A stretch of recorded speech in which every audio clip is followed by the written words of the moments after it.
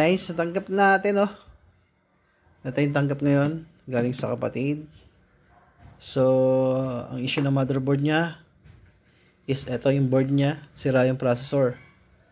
Ngayon, meron akong same board, kaso ang issue nito is ayaw mag-power. And then, nakuhanan ko na po siya ng mga components. Kumbaga, nakahuyan ko na.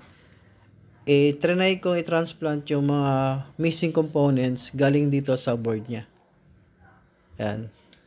Dito makikita nyo, wala na yung chip niya rito, yung SIO. Ilipat ko na rito sa pamalit ko. And then yung BIOS chip niya dito, wala na rin. Sound card, wala na rin. Yung sound chip pala, sound para sa audio chip. And then yung 3 volts, 5 volts, wala na rin. Ilipat ko na rin. And then yung isang MOSFET dito, yan, wala na rin. Nalipat ko na rin dito. So, after ko malipat, ayaw pa rin niya mag-power. So, missing pa rin yung 3 volts, 5 volts. Ayun yung issue nito nung una. Ngayon, after kong i-check yung mga line,